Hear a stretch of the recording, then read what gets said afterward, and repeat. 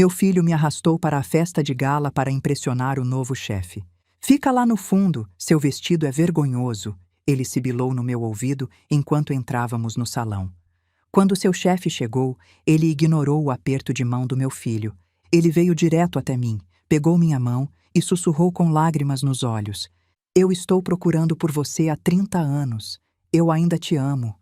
Meu filho derrubou o copo. Fico feliz que você esteja aqui. Acompanhe minha história até o final e comente a cidade de onde você está assistindo para eu ver até onde minha história chegou. O ferro de passar chiava sobre a camisa social do meu filho quando o celular tocou. Eram 8 horas da manhã de uma terça-feira de 2024.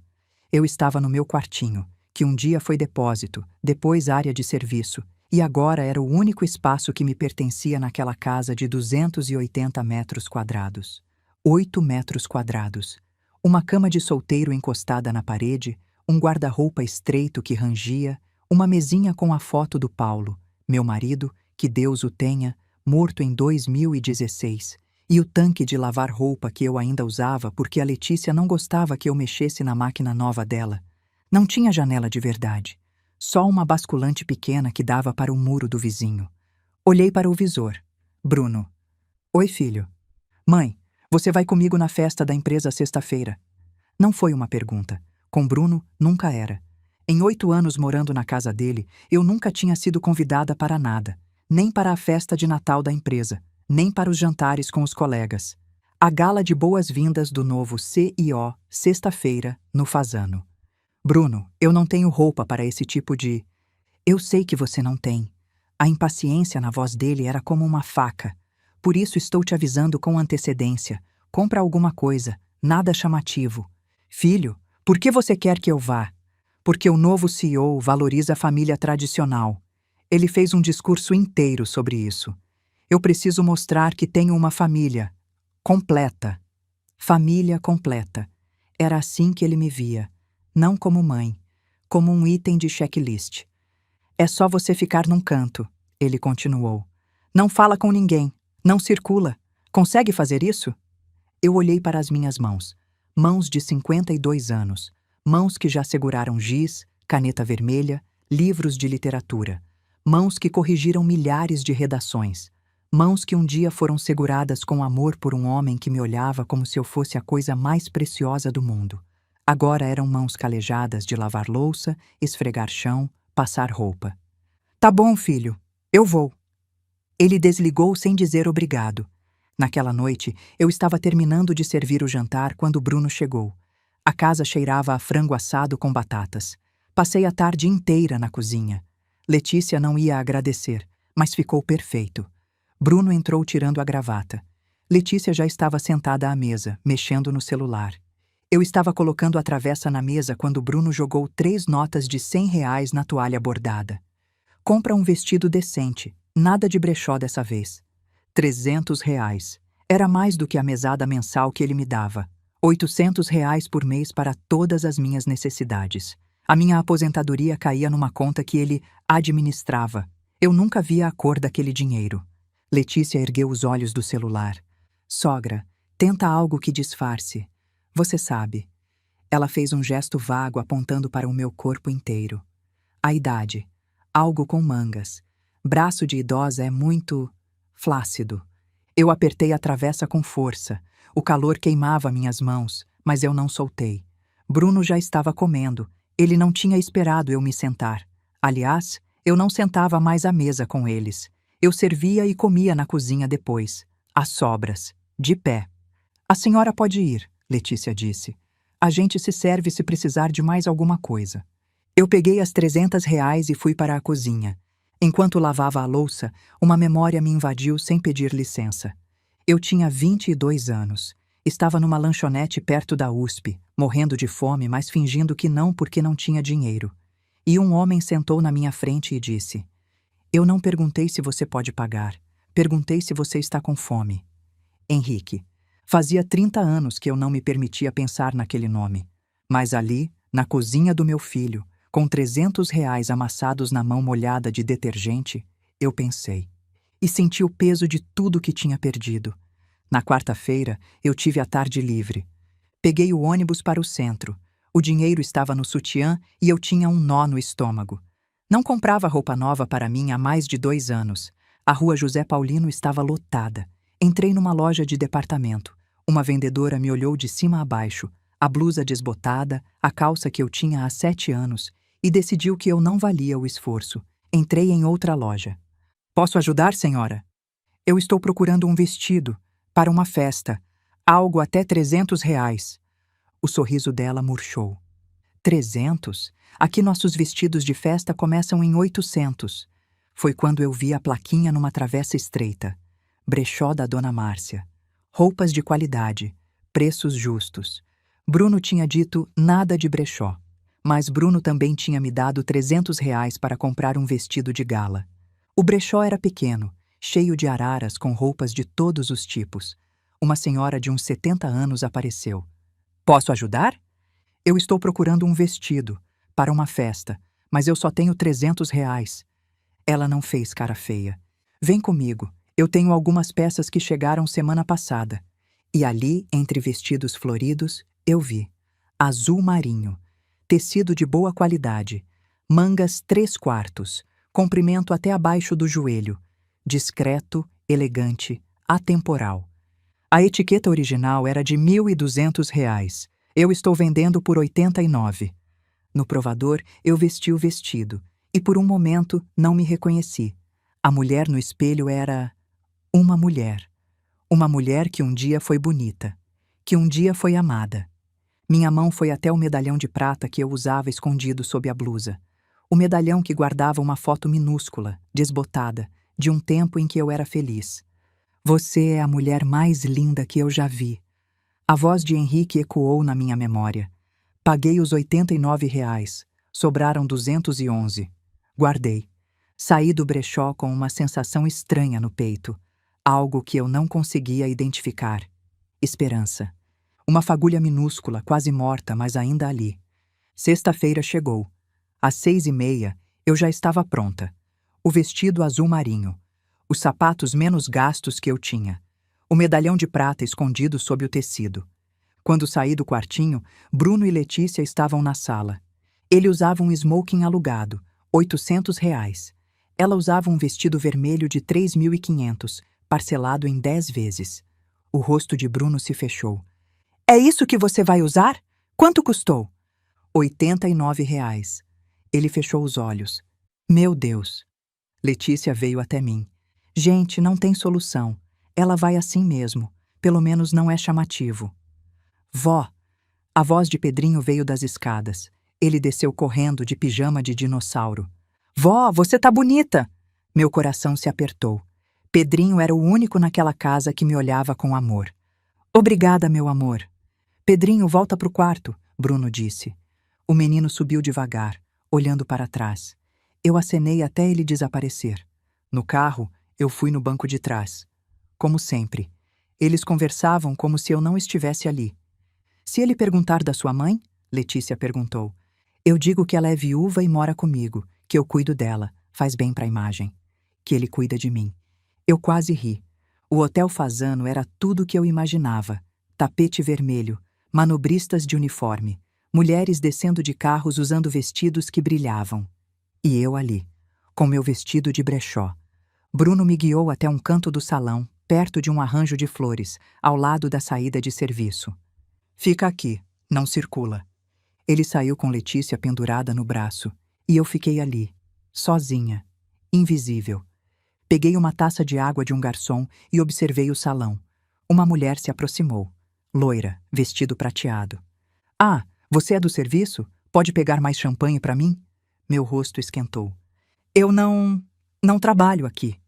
Ela me olhou de cima a baixo e foi embora sem pedir desculpas. Minutos depois, um homem de meia idade esbarrou em mim enquanto passava. Nem olhou para trás. Sua esposa riu baixinho. Cuidado, querido, você quase derrubou a copeira. É assim que eu pareço? Uma serviçal? Essas mãos já seguraram livros de Machado de Assis. Corrigiram milhares de redações. Formaram gerações de alunos. Mas ali, naquele salão, eu era invisível. Pior, eu era o que eles achavam que podia pisar. Um barulho de copos em brinde cortou meus pensamentos. Murmúrios começaram a se espalhar. Pessoas se reposicionavam. Alguém importante estava chegando. A energia do salão mudou. Bruno praticamente correu para se posicionar perto da entrada. Fragmentos de conversa chegavam até mim. Dizem que ele é bilionário. Começou do zero. Foi deserdado pela família. Nunca casou de verdade. O salão ficou quase silencioso. E então ele entrou. Um homem alto. Cabelos grisalhos nas têmporas. Porte elegante. Terno impecável. Ele caminhava com a confiança de quem não precisa provar nada. Meu coração disparou. Eu não sabia por quê. Não conseguia ver o rosto dele direito daquela distância. Mas alguma coisa naquele jeito de andar, na inclinação da cabeça, era familiar. Bruno se aproximou com seu melhor sorriso. Estendeu a mão. O homem ignorou. Nem olhou para Bruno. Seus olhos continuavam vasculhando o salão, procurando alguma coisa, ou alguém. O homem virou ligeiramente.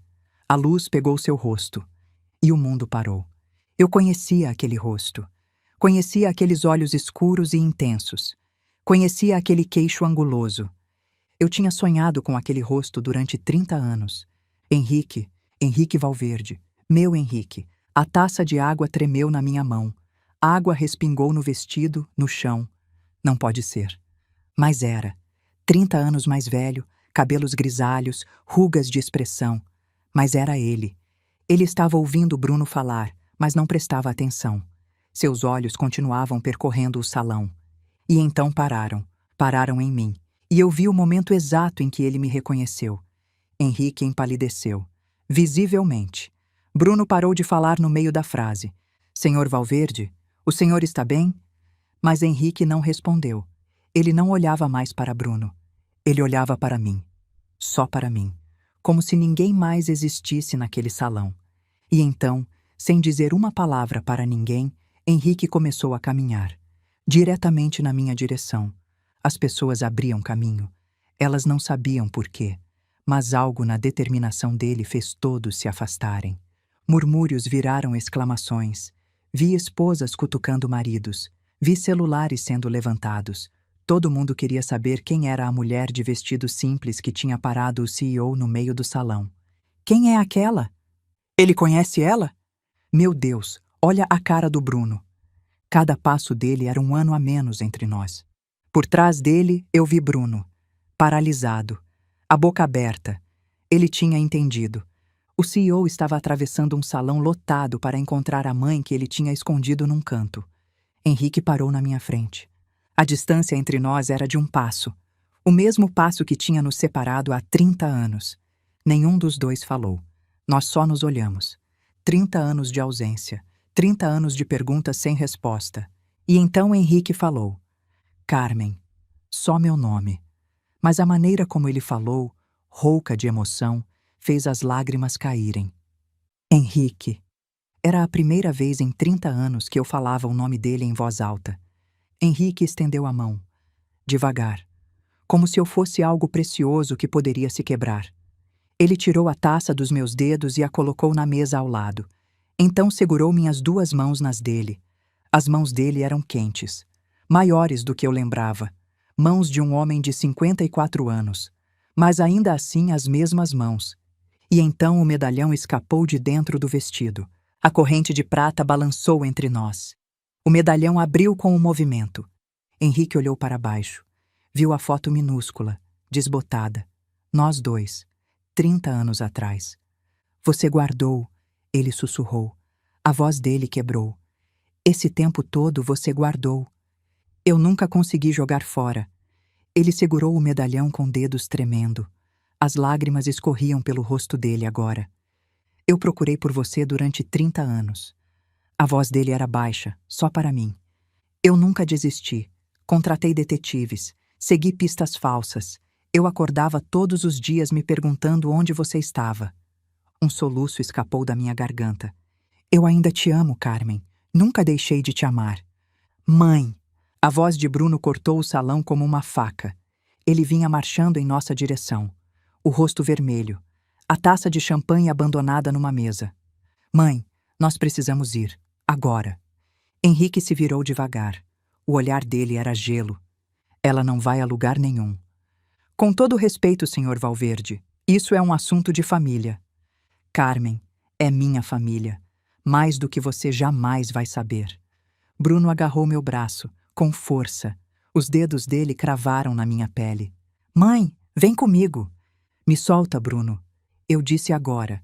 E então Henrique deu um passo à frente. Tire a mão dela. A voz dele era baixa, controlada. Mas todo mundo no salão ouviu. O silêncio era absoluto. 200 pessoas assistiam. Bruno hesitou. Olhou ao redor.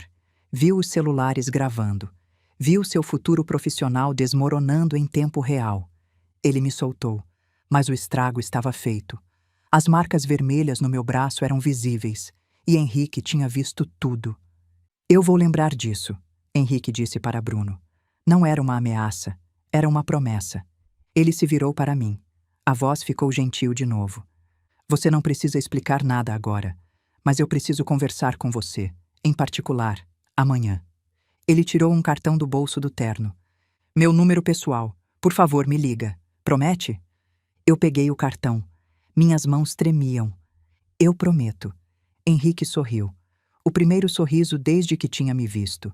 O mesmo sorriso de 30 anos atrás. Então ele levou minha mão aos lábios e beijou meus dedos.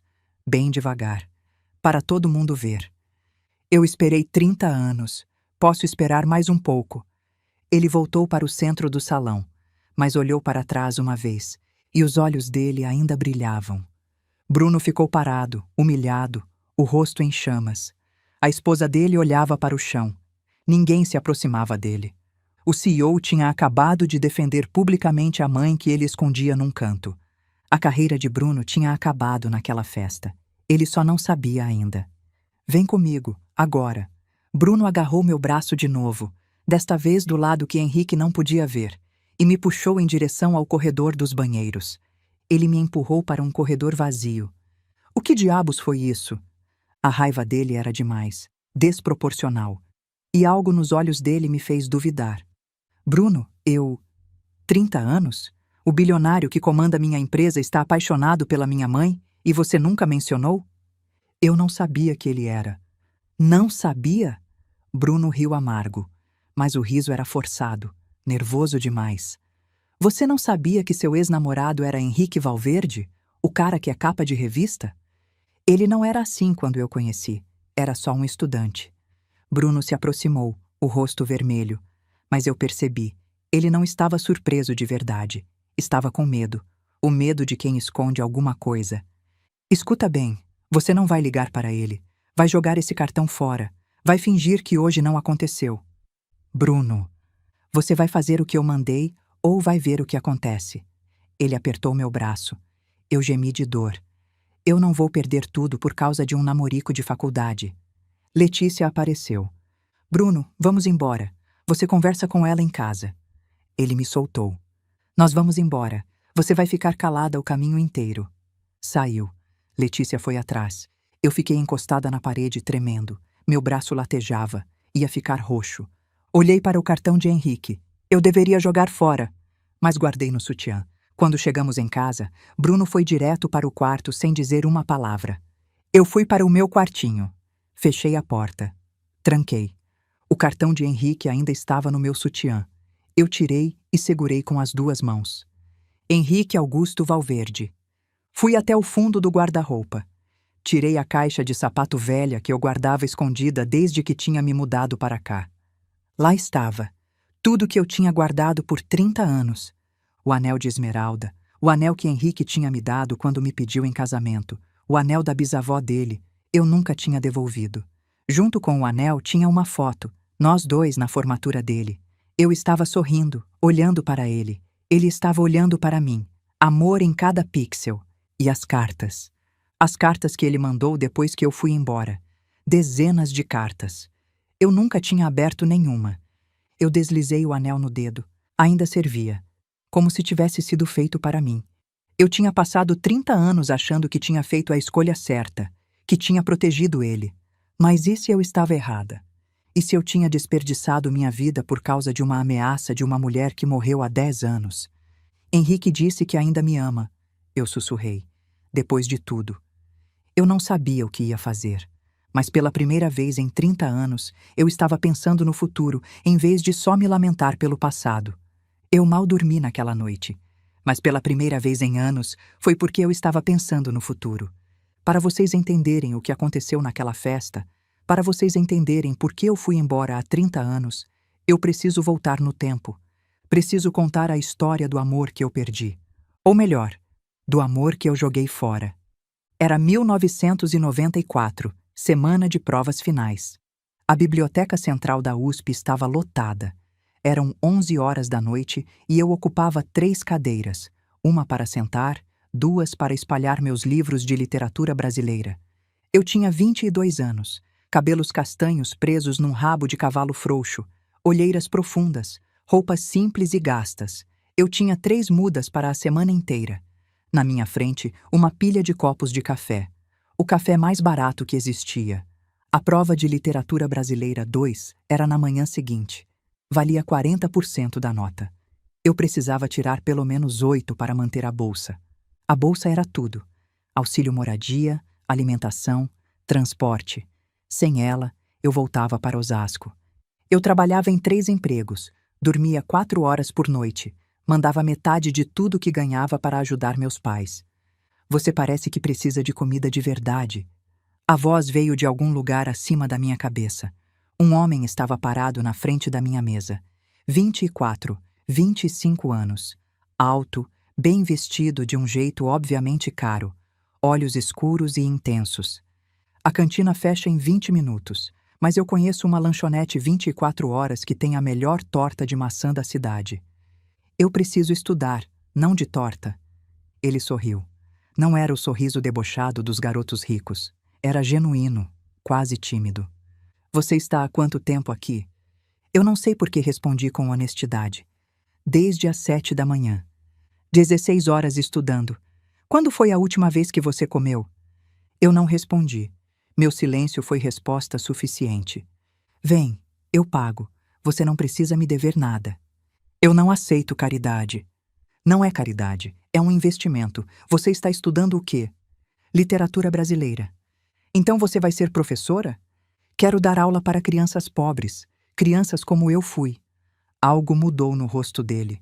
Os olhos ficaram mais suaves. Então o Brasil precisa que você passe nessa prova. Por favor, deixa eu ajudar. Eu olhei para ele, para os olhos que não tinham malícia. Tá bom, uma torta. Só uma torta. O sorriso dele iluminou o rosto inteiro. Qual é o seu nome? Henrique. Henrique Valverde. Carmen. Carmen Lúcia Medeiros. A lanchonete era simples. Azulejos trincados, bancos de fórmica rasgados. Exatamente o tipo de lugar que Henrique claramente não frequentava. Mas ele entrou como se fosse em casa. Eu comi a torta. Estava com tanta fome que esqueci de fingir que não estava. E comecei a falar. Contei sobre minha família, sobre meu pai pedreiro que acordava às 4 da manhã, sobre minha mãe que costurava até de madrugada, sobre meus irmãos que tinham largado a escola para trabalhar. Contei sobre Dona Maria, a professora que tinha mudado minha vida, que me fez acreditar que era possível sair do ciclo de pobreza. Henrique ouviu tudo em silêncio. Você é a pessoa mais corajosa que eu já conheci, ele disse finalmente. Corajosa? Eu estou só sobrevivendo. Sobreviver nas condições que você descreveu, mantendo a bolsa, trabalhando 3 empregos e ainda sonhando em ajudar os outros? Isso não é sobrevivência. Isso é heroísmo. Meus olhos arderam. Ninguém nunca tinha falado assim comigo. No ponto de ônibus, ele tirou o casaco e colocou nos meus ombros. Posso te ver de novo? Amanhã? Eu deveria dizer não. Garotos ricos não namoram garotas pobres. Tá bom, depois do trabalho. O ônibus chegou. Eu subi olhando pela janela. Henrique acenava até o ônibus virar a esquina. Eu ainda estava usando o casaco dele. Eu ainda estava sorrindo. Nos meses seguintes, Henrique se tornou parte da minha vida. Ele estudava na mesma biblioteca que eu. Trazia lanches que sobraram em casa, café que tinha comprado sem querer a mais. Eu sabia que era mentira. Ele estava cuidando de mim do único jeito que eu permitia. 3 semanas depois, estávamos num banco do campus. O sol se punha, pintando o céu de laranja. E ele me beijou. Eu sei que você vai dizer que não pode dar certo, ele disse rapidamente. Que eu sou de uma família rica e você é de Osasco. Eu sei de todos os argumentos. E eu não me importo. Eu te quero, Carmen. Eu deveria ter sido sensata. Eu também te quero. Nos meses seguintes, vivemos uma vida dupla. Ele me levava para conhecer seu mundo. Festas em mansões, jantares em restaurantes caros. Eu me sentia deslocada em todos, mas ele nunca se envergonhava de mim. Me apresentava com orgulho. Em troca, eu o levei para conhecer Osasco, a casa pequena dos meus pais. Minha mãe serviu feijoada. Henrique elogiou a comida, comeu 3 pratos, ajudou a lavar a louça. Meu pai me puxou de lado depois. Esse aí é diferente dos outros ricos. Esse aí tem alma. Era março de 1995 quando ele me pediu em casamento. No Lago do Campos, fim de tarde. Sol dourado. Henrique tirou uma caixa de veludo do bolso. Isso era da minha bisavó. Minha avó deu para mim. Não para minha mãe, para mim. Ela disse que eu saberia para quem dar quando encontrasse a pessoa certa. Uma esmeralda pequena, cercada por diamantes minúsculos. A coisa mais linda que eu já tinha visto. Carmen Lúcia Medeiros. Ele se ajoelhou. Casa comigo? Sim, sim, sim. Ele colocou o anel no meu dedo. Cabia perfeitamente. Naquela noite ficamos horas planejando. Casamento depois da minha formatura. Cerimônia simples. Filhos, 2, 3, quantos viessem. Era perfeito. Eu não sabia que a 30 quilômetros dali os pais de Henrique já sabiam. Que detetives investigavam. Que o noivado secreto não era mais segredo.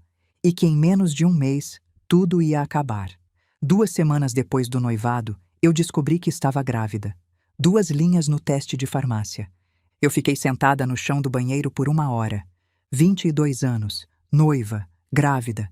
Eu deveria contar para Henrique, mas algo me fez hesitar. Se a família dele já não me aceitava como noiva, como iam reagir a uma gravidez? Iam dizer que eu tinha feito de propósito, que era golpista. Decidi esperar alguns dias. 2 dias depois, recebi um telefonema. Senhorita Carmen, aqui é a assistente da senhora Eugênia Valverde. A senhora Valverde gostaria de conhecê-la. Amanhã, às 10 horas, Avenida Paulista.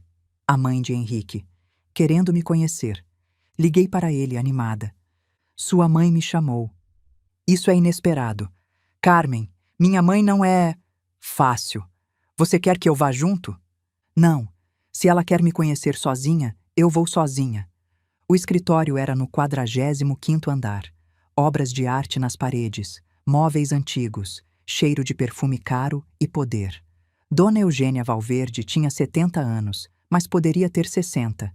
Cabelos brancos impecáveis, tailleur Chanel, olhos frios. Sente-se. Não foi um pedido, foi uma ordem. Então você é a garota que prendeu meu filho. Senhora, eu não prendi ninguém. Henrique e eu nos amamos. Um sorriso frio. Amor, que palavra conveniente. Quanto dinheiro você espera ganhar quando se casar com meu filho? Eu não quero o dinheiro dele, eu quero ele. Ela se levantou. Caminhou até a janela. Deixe-me explicar como as coisas funcionam. Você é uma distração, um capricho de juventude. Ele me pediu em casamento, com o anel da bisavó. Um anel que pertence à minha família há 4 gerações. Um anel que você não merece usar. Ela se virou. Os olhos eram gelo. Eu investiguei você. Filha de pedreiro e costureira, bolsista, 3 empregos, muito previsível. Garotas como você são todas iguais. Eu amo seu filho. O amaria se ele fosse pobre. Palavras bonitas. Eu vou ser direta. Você vai terminar com meu filho. Hoje. Não vou. Vai sim, porque se não terminar, eu vou destruir você. Ela abriu uma pasta na mesa. Fotos, documentos, relatórios, investigação sobre mim. Sua bolsa de estudos, uma ligação minha para o reitor e ela desaparece. Você vai ser expulsa por inconsistências acadêmicas. Nunca vai provar que não houve fraude. Eu empalideci. E quanto ao meu filho, eu tenho contatos em cada empresa onde ele poderia trabalhar, cada investidor, cada porta. Todas vão estar fechadas. Você faria isso com seu próprio filho? Eu faria qualquer coisa para proteger meu filho de cometer o maior erro da vida dele.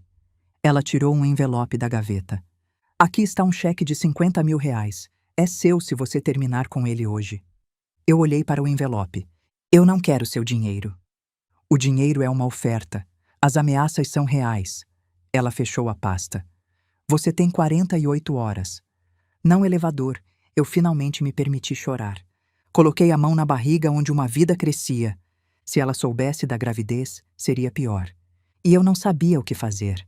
Passei a noite em claro. Se eu ficasse com Henrique, Dona Eugênia ia destruir minha bolsa. Ele seria deserdado.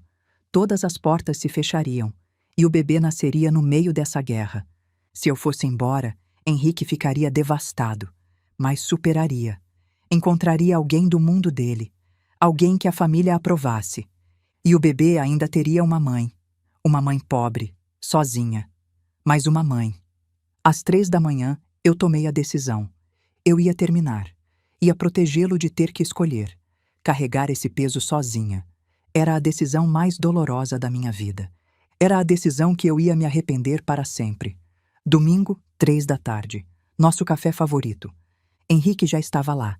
Levantou para me abraçar. Eu não deixei. Carmen, o que foi? Meu coração estava dilacerado. Henrique, eu pensei muito sobre nós. Eu não posso me casar com você. Silêncio absoluto. O quê? Eu percebi que nós somos muito diferentes, que eu não pertenço ao seu mundo. De onde isso está vindo? Na semana passada estávamos planejando nossa lua de mel. Eu acordei, vi a realidade. Ele se aproximou. Tentou segurar minhas mãos. Eu me afastei. Isso sempre foi verdade e nunca importou. Por que importa agora? Porque sua mãe me ameaçou. Porque eu estou grávida e aterrorizada. Simplesmente importa. Eu não te amo do jeito que você merece. A dor no rosto dele era insuportável. Você está mentindo. Olha nos meus olhos e diz que não me ama. Eu olhei e menti. Eu não te amo. A luz se apagou nos olhos dele. Eu tirei o anel de esmeralda. Coloquei na mesa. Isso pertence à sua família. Eu não quero de volta. É seu. Ele foi embora. Não olhou para trás. Eu fiquei ali, sozinha, chorando. Por muito tempo olhei para o anel. Deveria deixar ali. Mas era a única coisa que eu tinha dele. Eu peguei, guardei no bolso.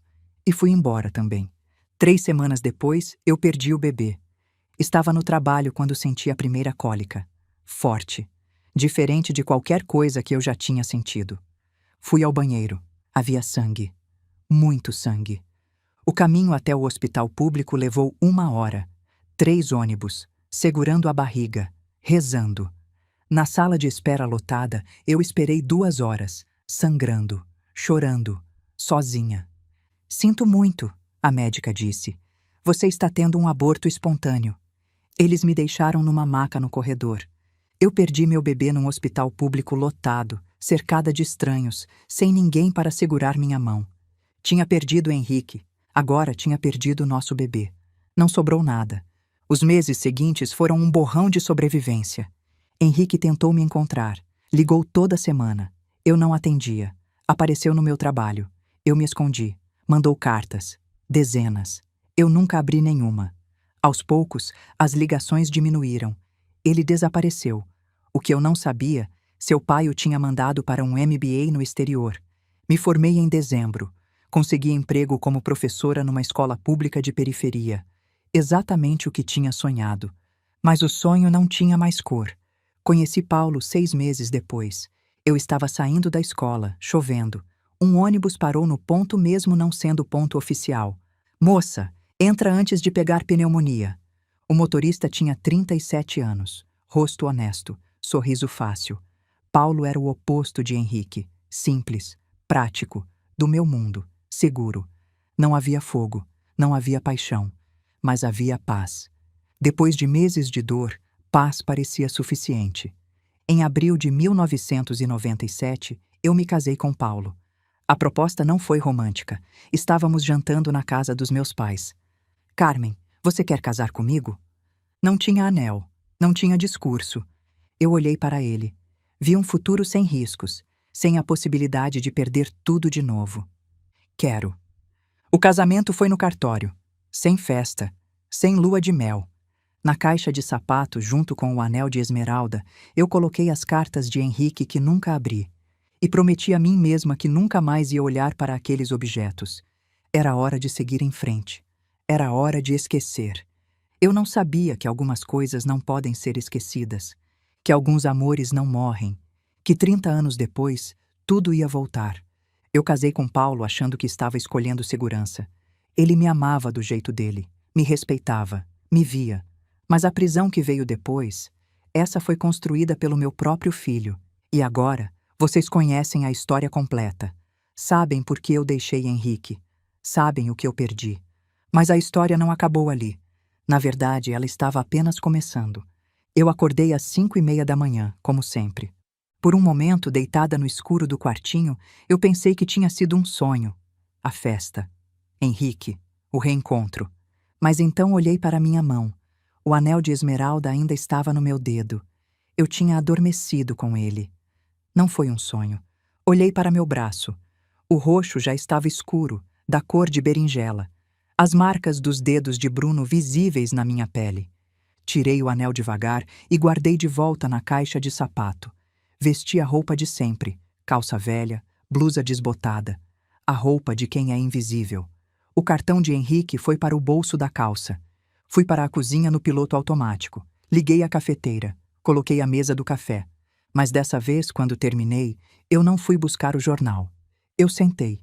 Sentei à mesa da cozinha onde eu nunca sentava. Peguei uma xícara de café. O café bom, que era só para Bruno e Letícia. E bebi. Henrique me procurou por 30 anos. Enquanto eu estava casada com Paulo, criando Bruno, sobrevivendo, Henrique estava me procurando. Mãe? A voz de Bruno me fez pular. Ele estava parado na entrada da cozinha, de pijama, olhando para mim com uma expressão que eu não conseguia decifrar. Você está sentada, ele disse. Estou. Você nunca senta aqui. Pois é, hoje eu sentei. Ele me olhou por um longo momento, então sentou na minha frente. Você ligou para ele? Ainda não. Bom, não vai ligar. Eu não respondi. Mãe, vamos conversar como adultos. Aquele homem comanda minha carreira, meu futuro. Ontem ele declarou amor para você na frente de 200 pessoas. Você entende a posição em que isso me coloca? Entendo. Então você entende que não pode ter contato com ele. Por quê? A pergunta pareceu surpreendê-lo. Porque vai parecer que você está usando sua conexão com ele para me beneficiar. Ou pior, que eu estou usando minha mãe para chegar no chefe. E isso te preocupa mais do que o fato de que um homem me procurou por 30 anos? Bruno colocou a xícara na mesa com força. Eu não quero saber da sua história de amor, mãe. Quero saber se você vai arruinar minha carreira. Eu olhei para o meu filho. Quando você se tornou assim, Bruno? Frio, calculista. Eu me tornei assim sobrevivendo, igual você deveria ter feito. Eu passei quase 30 anos cuidando de você. Trabalhei em 3 empregos para pagar sua escola. E agora você me trata como empregada. Eu te dei um teto. Você me deu um quartinho de 8 metros quadrados sem janela. O silêncio entre nós era denso. Bruno se inclinou para a frente. A voz dele baixou. Escuta bem, mãe. Se você ligar para Henrique Valverde, se você encontrar com ele, eu coloco você na rua, com a roupa do corpo. Bruno dash dash. E se você correr para o bilionário, eu proíbo você de ver seus netos. Pedrinho e Sofia nunca mais vão saber que você existe. Os netos. Era a arma que ele sabia que funcionaria. Você não faria isso, eu disse. Quer testar? Ele se levantou e saiu. Eu fiquei ali, o café esfriando, o cartão de Henrique queimando no meu bolso. Eu deveria jogar fora, mas não joguei. Uma semana depois, meu celular tocou. Eu estava no quintal dos fundos estendendo roupa. Número desconhecido. Carmen! A voz de Henrique. Meu coração parou. É você? É realmente você? Sim, sou eu. Silêncio. Um silêncio cheio de tudo que não tinha sido dito por 30 anos. Eu esperei uma semana para você ligar, ele disse. Você prometeu.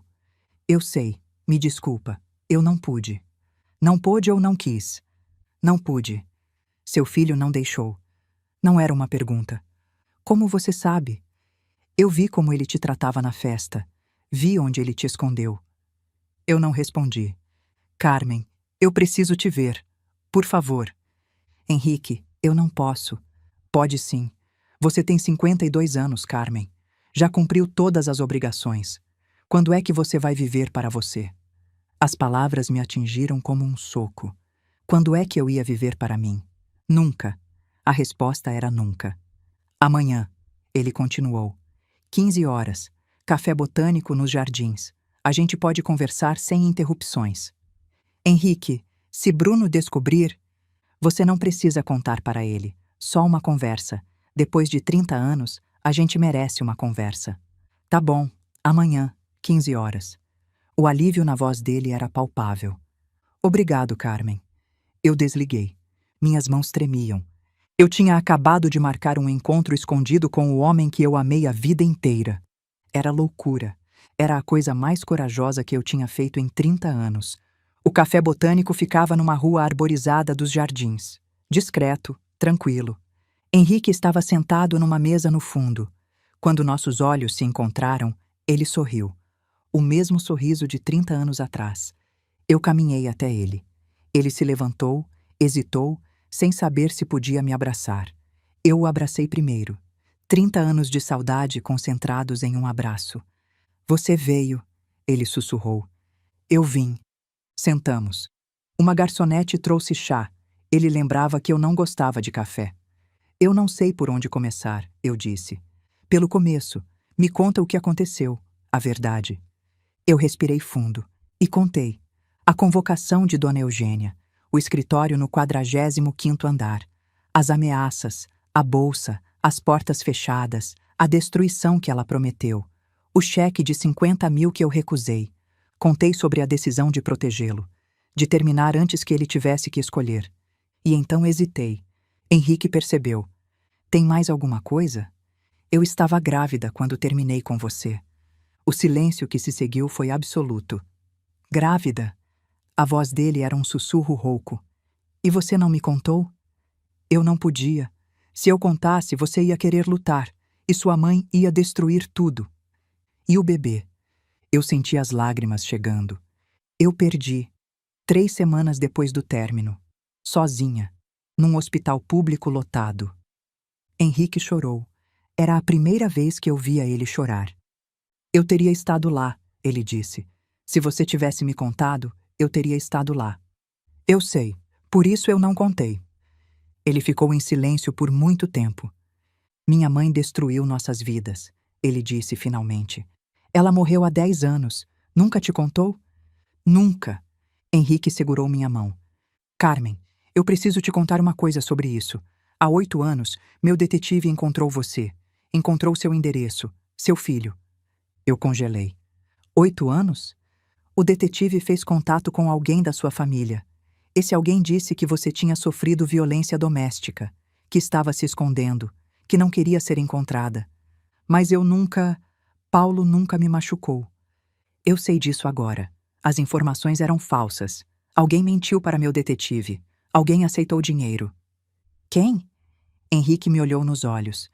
200 mil reais, Carmen. Foi quanto ele recebeu. Ele tirou papéis de uma pasta, transferências bancárias, e-mails, a assinatura de Bruno. A transferência foi em 2016, o mesmo mês em que Bruno deu entrada na casa onde vocês moram. Eu senti o mundo girar. Meu filho tinha me vendido por 200 mil reais. Ele usou o dinheiro que era para me encontrar para comprar a casa onde eu moro. Eu disse, minha voz vazia. Eu durmo num quartinho, numa casa comprada com o dinheiro que deveria ter me devolvido para você.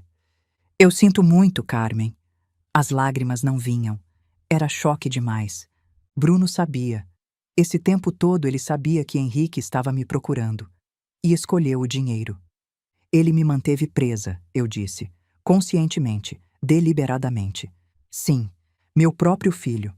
Henrique segurou minhas 2 mãos. Carmen, você não precisa voltar para aquela casa. Eu não tenho para onde ir. Você tem. A Fundação Valverde tem uma divisão de educação. Trabalhamos com escolas públicas em comunidades carentes. Exatamente o trabalho que você sempre sonhou. Henrique, eu tenho 52 anos. Eu estou te oferecendo um emprego porque você é a pessoa mais qualificada que eu conheço. Quase 30 anos de experiência em escola pública. Mestrado em educação que você fez aos 40. Você conhece a realidade do chão de escola como ninguém. Salário de R$ 15.000 por mês. É o que pagamos para diretores de programa. Eu engasguei. E a fundação oferece moradia para funcionários. Um apartamento, seu, enquanto trabalhar conosco. Um apartamento meu? Seu, com seu nome na porta. Eu senti as lágrimas chegando. Não de tristeza, de esperança. Por que você faria isso por mim? Porque eu nunca parei de te amar e porque você merece uma vida melhor. Eu voltei para casa às 5 da tarde. Bruno estava na cozinha quando entrei. Ele me olhou de cima a baixo, o vestido azul marinho, a postura diferente. Você saiu. Onde você foi? Eu já disse, no médico. Vestida assim, você foi encontrar com ele. Eu não respondi. Eu avisei você, mãe. Eu avisei o que ia acontecer. Sim, você avisou. E você foi assim mesmo. Fui. Ele se aproximou, o rosto vermelho de raiva. Você tem noção do que você fez? Eu tenho noção de muita coisa agora, Bruno. Algo na minha voz o fez parar. Eu peguei os papéis que Henrique tinha me dado. R$ 200.000, Bruno. Foi quanto você recebeu para mentir sobre mim há 8 anos. O sangue sumiu do rosto dele. Você vendeu informações falsas para o detetive de Henrique. Disse que eu tinha sofrido violência, que eu estava me escondendo. Mãe, isso. Você usou o dinheiro para dar entrada nessa casa.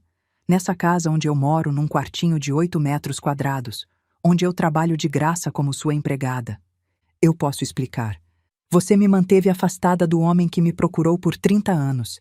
Você me vendeu, Bruno, sua própria mãe. O rosto dele se transformou, da culpa para a raiva.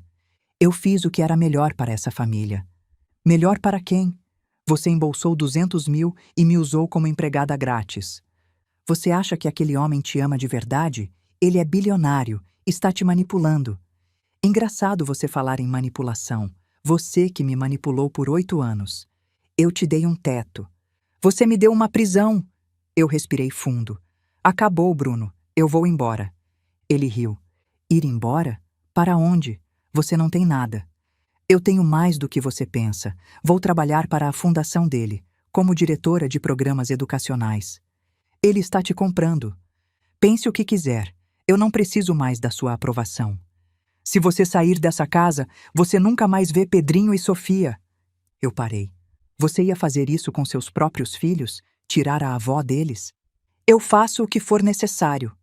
Eu olhei para o meu filho, para o estranho que usava o rosto do menino que eu criei. Se você me proibir de ver meus netos, eu vou para a justiça. A voz tem direitos, e com os recursos de Henrique, eu tenho como lutar. Bruno empalideceu. Você não teria coragem. Tente me impedir. Letícia apareceu na porta. O que está acontecendo? Eu estou saindo, eu disse. Amanhã vou arrumar minhas coisas e vou embora de manhã. Embora? Para onde?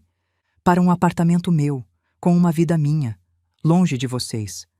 Eu passei a noite arrumando minhas coisas. Não tinha muito. Uma mala com roupas. A caixa de sapato com minhas memórias. Alguns objetos pessoais. 52 anos de vida cabiam em 2 bagagens. Às 11 da noite, alguém bateu na porta. Era Pedrinho. De pijama, os olhos preocupados. Vó, eu ouvi vocês brigando. Você vai embora de verdade? Eu me ajoelhei na frente dele. Vou, meu anjo. A avó vai morar em outro lugar. Por quê? Porque a avó precisa de um lugar só dela. Um lugar onde ela possa ser feliz. Você não é feliz aqui? Os olhos dele me olhavam com uma pureza que quase me fez chorar. Não, meu amor. A avó não é feliz aqui há muito tempo. É culpa minha? Não. Eu o abracei forte. Nunca é sua culpa. Você é a melhor coisa dessa casa. Eu ainda vou poder te ver? Eu vou fazer de tudo para você me visitar. Eu prometo. Ele me abraçou de volta. Eu te amo, vó. Eu também te amo, meu anjo. Mais do que tudo. Depois que Pedrinho voltou para o quarto, eu terminei de arrumar. Sentei na cama pela última vez. Olhei ao redor do quartinho onde tinha dormido por 8 anos. Amanhã, quando o sol nascesse, eu ia sair pela porta da frente e nunca mais voltar. Mandei uma mensagem para Henrique. Estou pronta. Amanhã, às 8 horas. A resposta veio em segundos. Eu vou mandar um carro. Você é a mulher mais corajosa que eu conheço. Eu sorri. Pela primeira vez em muito tempo, um sorriso de verdade. Naquela noite, eu tomei a decisão mais difícil da minha vida. Não foi deixar Bruno. Isso deveria ter acontecido há anos. Foi aceitar que eu merecia mais, que eu tinha direito de ser feliz. Eu tinha 52 anos. A maioria das pessoas já tinha desistido. Mas eu não. Eu estava apenas começando. Eu acordei às 5:30 da manhã. Mas dessa vez foi diferente. Dessa vez, eu acordei sabendo que era a última vez que abria os olhos naquele quartinho sem janela. Tomei banho. Vesti o vestido azul marinho. Arrumei as malas uma última vez. Às 8 em ponto, meu celular tocou. Dona Carmen, estou na frente da casa. Já estou descendo. Peguei as malas. Abri a porta do quartinho. Olhei para trás uma última vez. 8 anos. 8 anos da minha vida naquele espaço de 8 metros quadrados. Nunca mais. Bruno estava na sala, de pé, braços cruzados, bloqueando a passagem. Então você realmente vai fazer isso? Vou. Se você sair por essa porta, acabou. Você não volta mais. Eu sei. Vó. Pedrinho desceu correndo as escadas ainda de pijama. Vó, você já vai? Bruno hesitou. Por um momento vi algo no rosto dele. Dúvida, talvez. Ele saiu da frente da porta. Eu me ajoelhei para ficar na altura de Pedrinho. Vem cá, meu amor. Ele correu para os meus braços. Eu não quero que você vá, vó. Eu sei, mas a avó precisa ir. Você ainda vai me amar? Meus olhos arderam. Sempre. Para sempre. Sofia apareceu nas escadas, sonolenta. Eu a abracei também. A avó te ama, minha princesa. Nunca esquece disso. Me levantei, peguei as malas. Olhei para Bruno uma última vez. Tchau, Bruno. Eu não disse eu te amo, apenas tchau. E saí pela porta. O carro estava esperando. Um sedã preto, discreto. O motorista pegou minhas malas. Eu entrei no carro. O banco de couro era macio, confortável. Tinha ar-condicionado. Tinha dignidade. O carro arrancou. Eu olhei pela janela traseira e vi Pedrinho na janela do quarto, acenando. Acenei de volta até ele desaparecer. Então me virei para frente. Para o futuro. O carro parou em frente a um prédio em Pinheiros. Não era luxuoso. Era moderno, bem cuidado. O tipo de prédio onde pessoas normais viviam vidas normais. Perfeito. Cláudia, do RH da Fundação Valverde, me esperava na portaria. Dona Carmen, bem-vinda. Subimos até o 6º andar. Ela abriu a porta do apartamento 604. Eu parei no meio da sala, sem conseguir me mover. 2 quartos, sala com varanda, cozinha equipada, banheiro com banheira. Banheira. Eu nunca tinha tido uma banheira na vida. O senhor Valverde pediu que informássemos que a senhora pode personalizar o que quiser. Cláudia disse. Isso tudo é meu? Enquanto trabalhar conosco, é seu. Meu lar. Eu tinha um lar. Depois que Cláudia foi embora, eu caminhei pelo apartamento em silêncio. Toquei as paredes, abri as janelas, olhei a vista. Fui até a varanda. Tinha espaço para uma cadeira, um vaso de planta. Fui até o banheiro. A banheira parecia um luxo absurdo. Fui até o quarto. A cama era de casal, macia, lençóis limpos. Eu me sentei na cama e chorei. Não de tristeza, de alívio, de alegria. Chorei por 1 hora, talvez mais. Chorei por tudo que eu tinha perdido e por tudo que eu estava ganhando. Quando as lágrimas secaram, eu lavei o rosto. Olhei para meu reflexo no espelho. A mulher que me olhava de volta era diferente. Tinha algo nos olhos dela que não estava lá ontem. Esperança. Na segunda-feira, eu acordei às 6 da manhã por escolha. Vesti o vestido azul marinho. Peguei o metrô até o Itaim Bibi. A recepcionista me cumprimentou com um sorriso. Dona Carmen Medeiros, seja bem-vinda. Dona Carmen Medeiros, não a mãe do Bruno, não a empregada.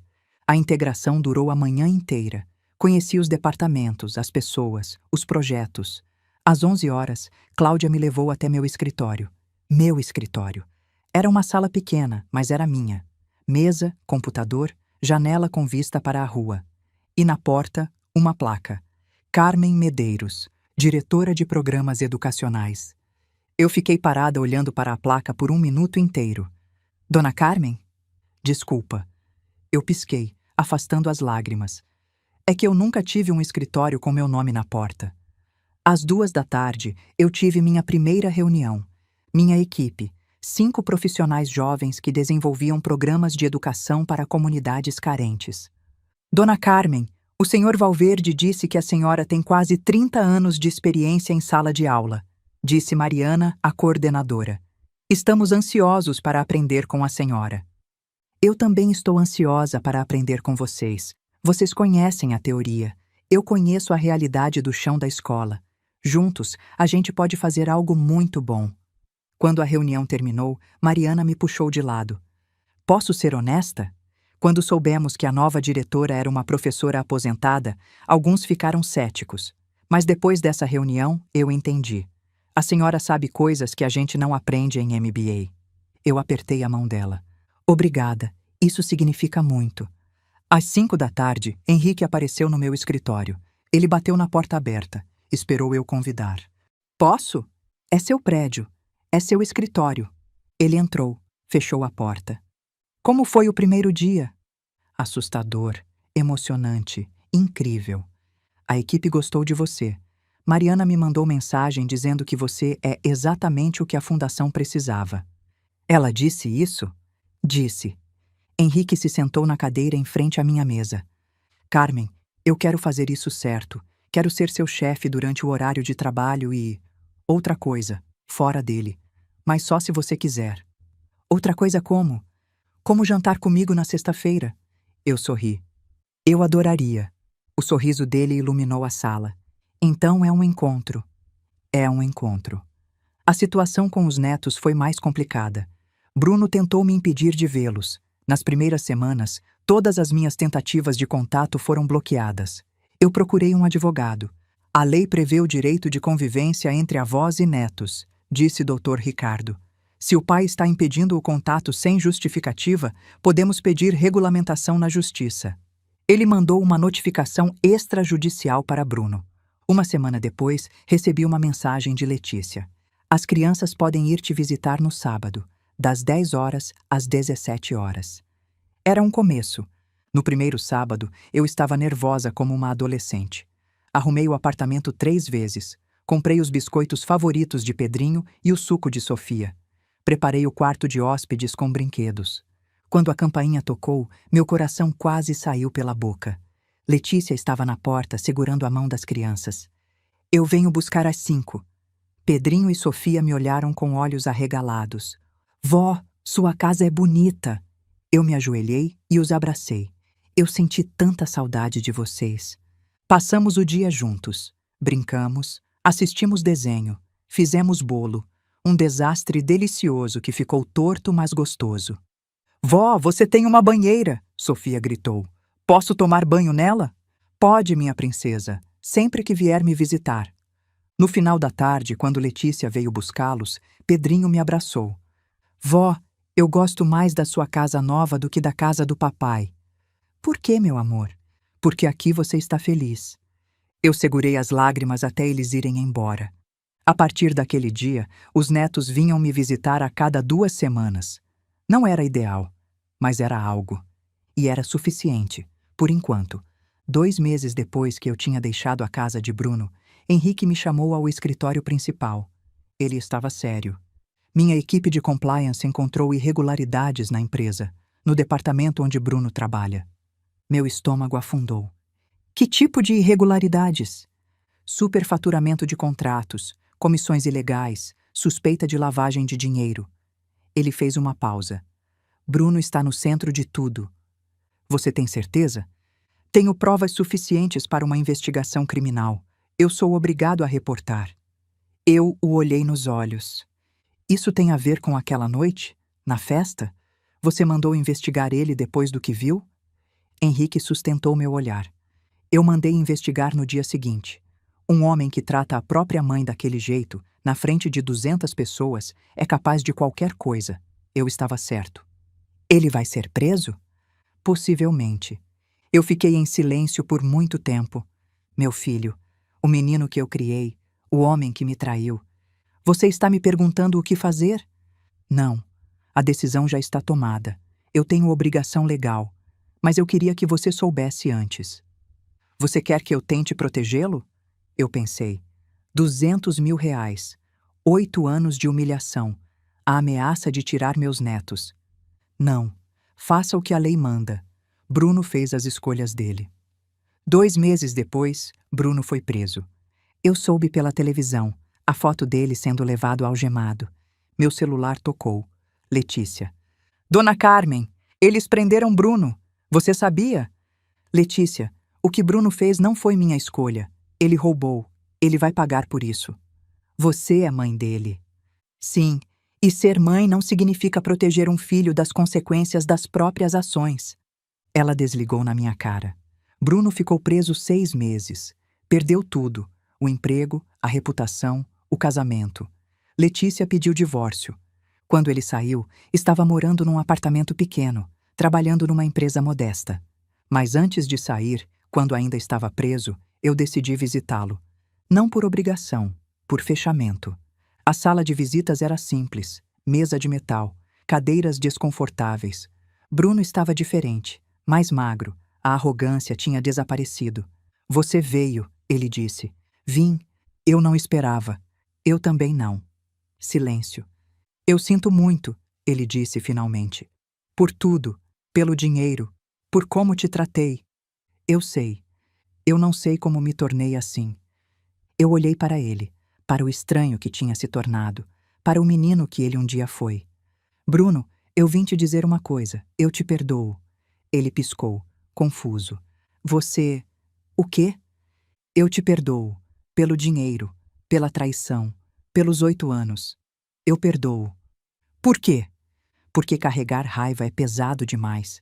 E porque, apesar de tudo, eu ainda te amo. Você é meu filho. As lágrimas apareceram nos olhos dele. Eu não mereço. Provavelmente não. Mas eu não perdoo porque você merece. Eu perdoo porque eu mereço paz. Eu me levantei. Quando você sair, se quiser conversar, eu vou estar disponível. Mas a escolha é sua. Mãe? Sim? Eu realmente sinto muito. Eu sei, filho. Eu sei. Saí da prisão e respirei o ar de liberdade. A liberdade de ter feito as pazes com meu passado. Meses atrás, eu estava dormindo num quartinho de 8 metros quadrados. Agora eu tinha um apartamento meu, um trabalho que me realizava, um homem que me amava, netos que me visitavam. Aos 53 anos, eu finalmente estava vivendo. E o melhor ainda estava por vir. Minha vida era irreconhecível. O programa de educação que eu desenvolvi na fundação tinha sido expandido para 50 escolas em São Paulo. Não foi fácil. Foram meses de reuniões, treinamentos, ajustes. Mas os resultados vieram. Queda de 31% na evasão escolar. O Ministério da Educação entrou em contato querendo conhecer a metodologia. Com Henrique, estávamos mais fortes do que nunca. Jantares toda semana, caminhadas nos fins de semana, conversas que duravam horas. Num domingo à noite, depois de um jantar na casa dele, Henrique me pediu em casamento. Carmen, eu te amo. Eu te amei por 30 anos e vou te amar por mais 30.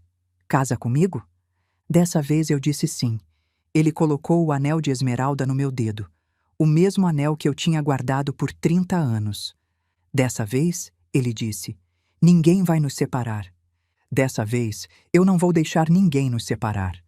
O casamento foi em Campos do Jordão, uma capela pequena, no alto de uma montanha, vista para o vale inteiro. 38 convidados, só as pessoas que realmente importavam. Eu caminhei pelo corredor sozinha. Não tinha pai para me levar. Eu caminhei sozinha porque era assim que eu tinha chegado até ali. Sozinha, mas não solitária. Forte, não frágil. Na primeira fila, Dona Zilda, minha vizinha de infância. 82 anos. Ela tinha vindo de Osasco para me ver casar. Antes da cerimônia, ela segurou minha mão e disse: sua mãe sempre soube, Carminha.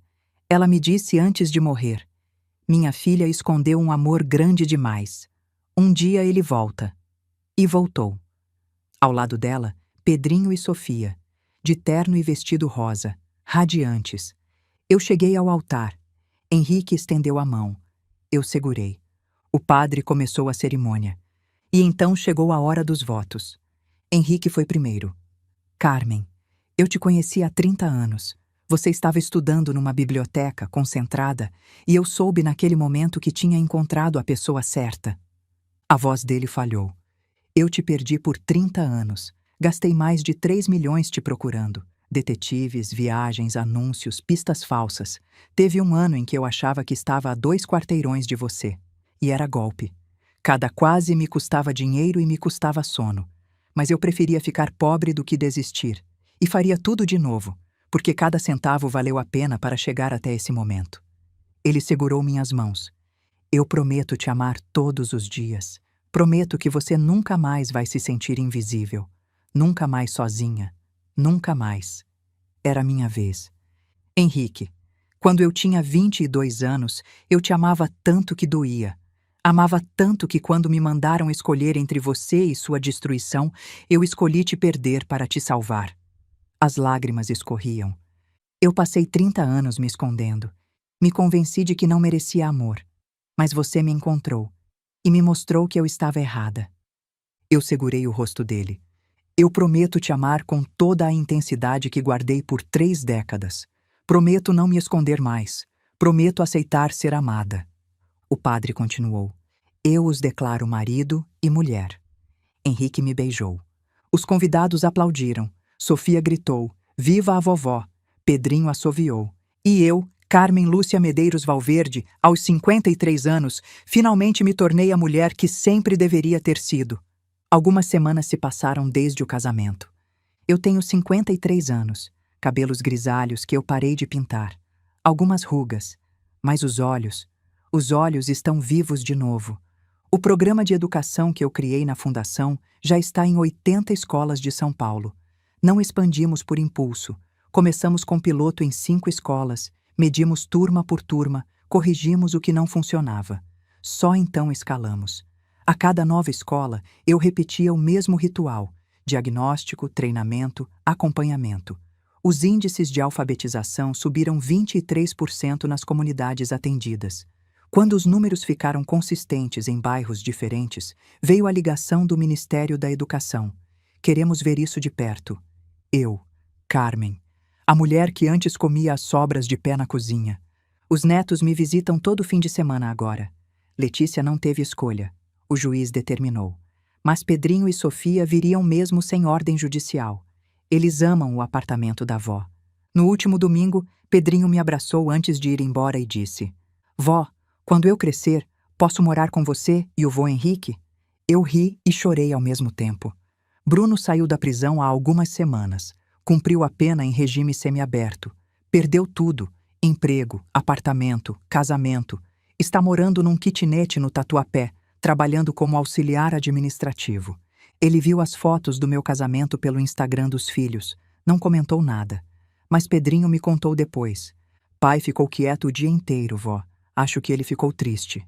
Eu não senti prazer com isso. Só paz. A paz de quem não precisa mais de vingança porque já tem justiça. Na semana passada, Bruno me ligou. Primeira vez desde que saiu. Mãe, eu posso te visitar? Eu hesitei, mas disse sim. Ele veio. Sentou no sofá do meu apartamento, o apartamento que eu conquistei sozinha, e chorou. Eu destruí tudo, ele disse. Você, a Letícia, as crianças, tudo. Sim, destruiu.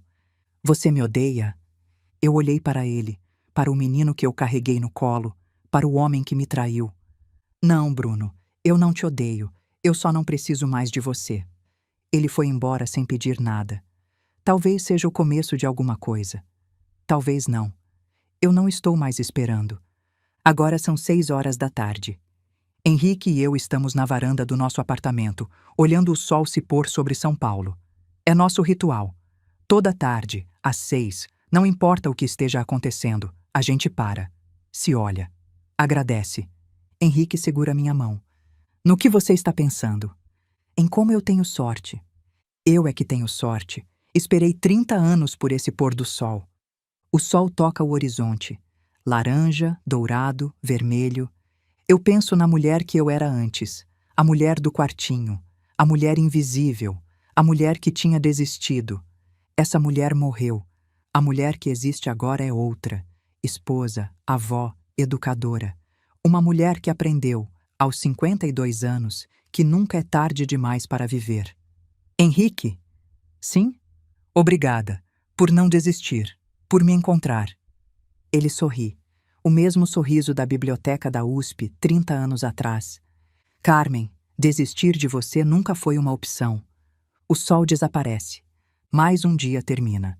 E eu, Carmen Lúcia Medeiros Valverde, aos 53 anos de idade, finalmente estou onde sempre deveria estar. Feliz, amada, livre, finalmente livre. Se você chegou até aqui, muito obrigada por acompanhar minha história. Deixe nos comentários de onde você está assistindo e me conta. Você acredita que nunca é tarde para recomeçar? Se essa história tocou seu coração, deixe seu like e se inscreva no canal. Até a próxima história.